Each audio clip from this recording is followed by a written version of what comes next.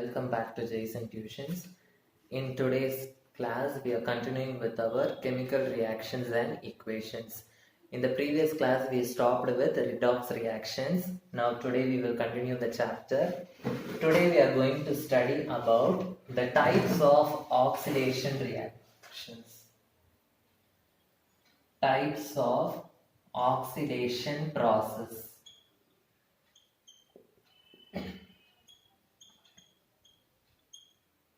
So I told you what is oxidation in the previous class. Oxidation means addition of oxygen or removal of hydrogen.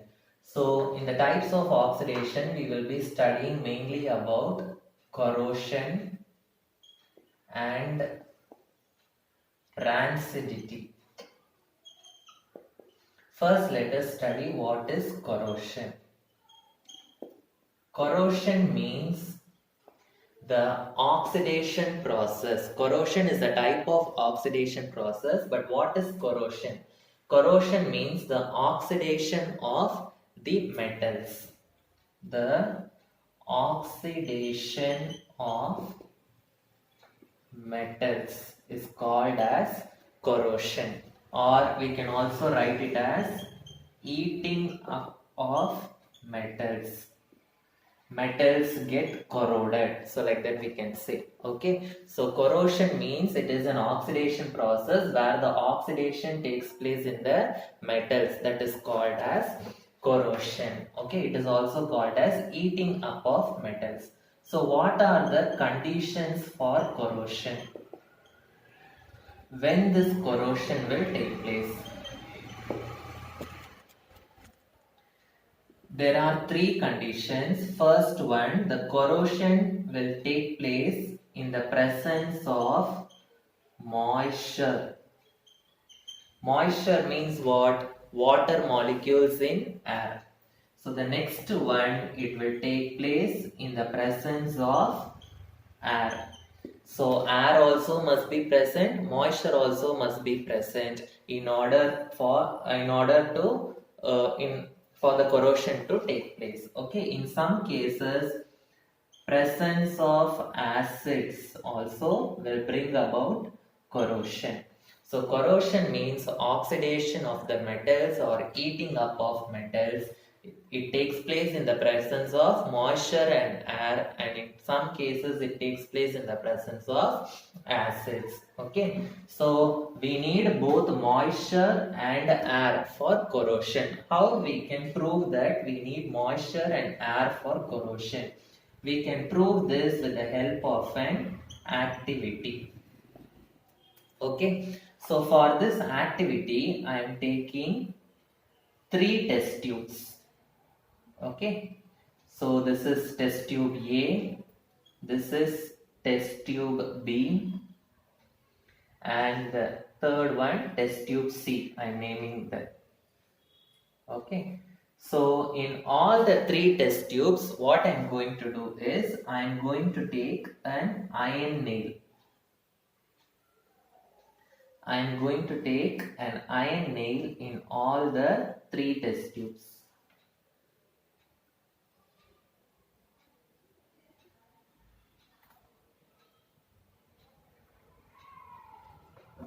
Fine. Now, in the first test tube, I am going to put some calcium chloride powder. The test tube should be dry. Okay, this is iron nail. The test tubes, all the test tubes should be dry. In the first test tube, in the dry test tube, I am putting calcium chloride powder. Okay, and in the second test tube, I am filling the test tube completely with water. Full test tube, I am filling it with water, and the iron nail is fully immersed in the water, and on top of this I am pouring some oil.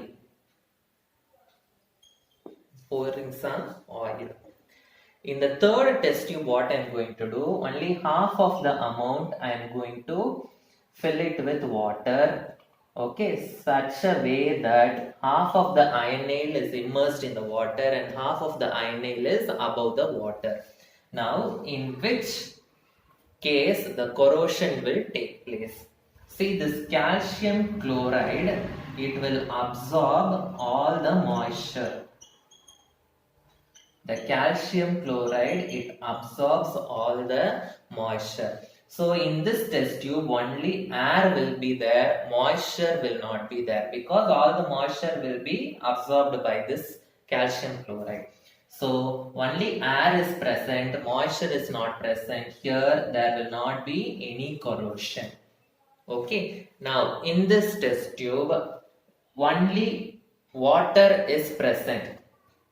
This oil layer, it will prevent the entry of air.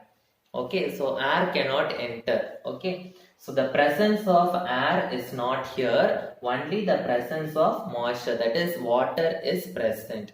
So here also the corrosion will not take place. But here if you see, the iron nail is subjected to both the presence of moisture and presence of air.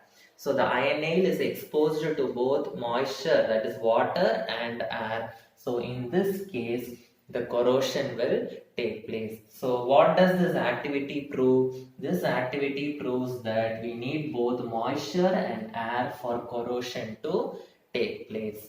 Okay. So understood what is corrosion, what are the conditions for corrosion, and what is the activity by which we have proved that the corrosion needs both moisture and air. Okay. Now we will study the corrosion of some metals. First we will study the corrosion of iron. Okay. This corrosion of iron is called as rusting. Corrosion of iron is called as rusting. So rusting of iron, we will call it like that. Okay. So again, it takes place in the presence of moisture and air. It is a very slow process. Okay. It is a very slow process. So when iron is exposed to air and moisture, it will react with air and moisture to form rust. Okay. So for example, I'll write the equation. Iron, it will react with both air. Air contains oxygen, and moisture. Moisture means X number of water molecules from the atmosphere. It will absorb and it will form rust. Fe2O3 dot XH2O.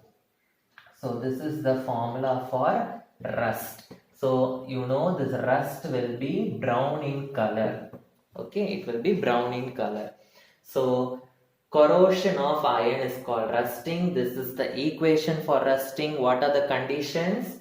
It should take place in the presence of air and moisture. The color change is the iron color will change into brown color when it forms the rust. Okay, so this is what is rusting. Okay, so what is the chemical name for this rust? This is iron oxide. This is water. So water molecule is attached to iron oxide. So the chemical name for rust is hydrated iron oxide. Hydrated iron oxide. Understood? So this is the condition for rusting. So when rust is formed, all the properties of the iron will be destroyed. So iron metal, it will be very strong, but when it becomes rust, it will become very weak. Okay, the color will fade. Okay, the strength of the metal will be destroyed. Okay, so the next one, corrosion of copper. Okay, so the corrosion of copper is called tarnishing. Okay, so this copper, iron is becoming brown in color. The copper turns into a green color. So green colored coating is found on the copper. Why this green colored coating is found? Because the copper will react with the air and moisture, and it will form a mixture of copper carbonate and copper hydroxide. Okay, so copper will react with the air and moisture present in the atmosphere, and it will form a mixture containing copper carbonate and copper hydroxide. This copper carbonate and copper hydroxide will give a green colored coating, okay, to copper. So when the green colored coating is present in copper, we will say it is a tarnished copper. Tarnished copper. Okay, so your copper vessels and all will have this green colored coating. We will say it as tarnished copper vessels. Okay, so how we can clean this, how we can remove this corroded material. Okay, so this copper carbonate, it is basic in nature. This copper hydroxide is also basic in nature. So this whole mixture, it is basic in nature, so we can remove this with the help of an acid. So what we should do, we should clean the tarnished copper vessels with tamarind. Okay, so this tamarind contains acid. This acid will react with this base and it will remove the green colored coating. Okay, so in this way the corrosion of copper can be stopped, cleaned. Okay, next, corrosion of silver.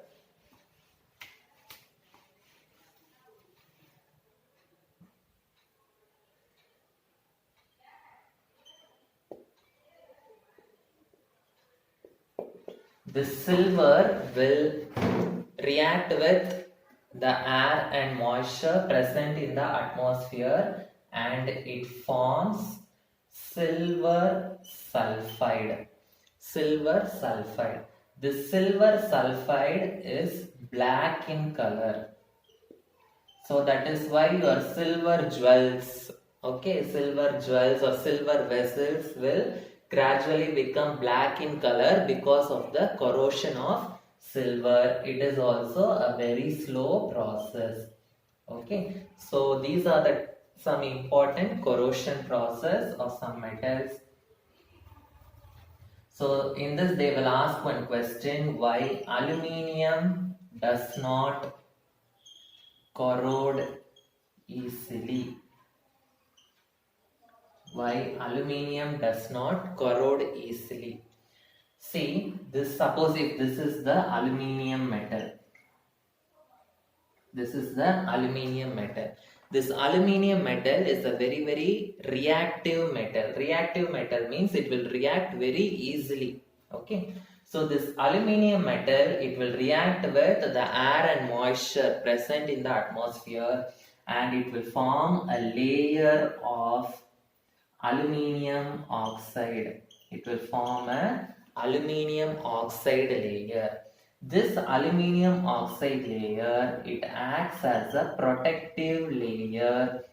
Okay, it will protect the metal which is inside from corrosion. Okay, that is why the aluminium vessels does not corrode easily, and we are using them for the heating and for making vessels and all. Okay, aluminium is a highly reactive metal. What it will do? It forms a layer of aluminium oxide which acts as a protective layer and prevents the metal from corrosion. And prevents the metal from corrosion. Understood? So, why aluminium does not corrode easily? Now, what are the ways to prevent this corrosion? Prevention of corrosion. First one, we can paint the metals and prevent it from corrosion. Second one, we can apply oil or grease. Oiling or greasing. third important method is galvanization. What is galvanization? Galvanization means coating zinc metal on other metals. Coating zinc metal on other metals. Why we should coat zinc metal on other metals? Okay, so the zinc metal, suppose if this is a metal and if I am coating this metal with zinc, okay, so the zinc metal will react with the oxygen present in the atmosphere and it will form a protective zinc oxide layer. Okay, so the zinc oxide layer will prevent the metal from corrosion. So why we are coating the zinc metal? Because it forms a zinc oxide protective layer. So this layer will prevent the metal from further corrosion. So understood what is corrosion? Yes. So we have studied what is corrosion. What are the conditions for corrosion? Corrosion of iron, silver, copper, and what are the ways to prevent corrosion? And we saw one activity also. The next one is rancidity. Corrosion means oxidation of the metals. Rancidity means oxidation. Rancidity also is an oxidation process only, but rancidity means oxidation of the fat and oil present in the food. Fat and oil present in the food. So oxidation of fats and oils present in the food is called as rancidity, and we will call the food as a rancid food. Okay, so when rancidity occurs, the smell of the food changes. The smell will be a very foul smell. Okay, and the taste of the food also changes, and the food will be unfit for eating. Okay, we cannot eat the food. The smell of the food changes, the taste of the food also changes, and the food becomes unfit for, food will not be edible. Okay, understood. So what causes this rancidity? As I said, it is the oxidation of fats and oils present in the food. So oxidation is happening. So this oxidation will take place in the presence of microorganisms. The presence of microorganisms. So this microorganisms only will cause the oxidation of the fats and oils present in the food. So what are the ways to prevent rancidity? So how we can prevent the food from becoming foul? Okay. So we can prevent rancidity by storing the food in refrigerators and using airtight containers. Using airtight containers, using food preservatives. Okay, using food preservatives. Suppose if you take the Lay's chips packet and all, you can see some gas is filled inside the chips packet. That gas is nothing but nitrogen gas. So you have to flush the food items with nitrogen.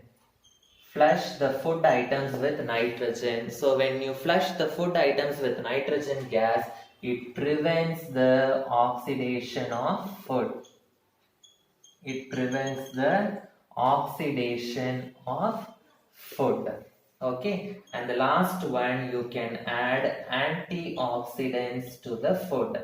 Antioxidants means the substances that prevent oxidation of food. Substances that prevent oxidation of food. So this is about rancidity. Both rancidity and corrosion comes under oxidation process. So corrosion means oxidation of metals, rancidity means oxidation of the fats and oils present in the food. So in detail we have studied. Okay, so if you want online classes, you can contact me here in this mail ID or in this WhatsApp number. Okay, so if you can understand this and if you want to help your friends also, you can share this video and you can subscribe the channel also. Okay, thank you.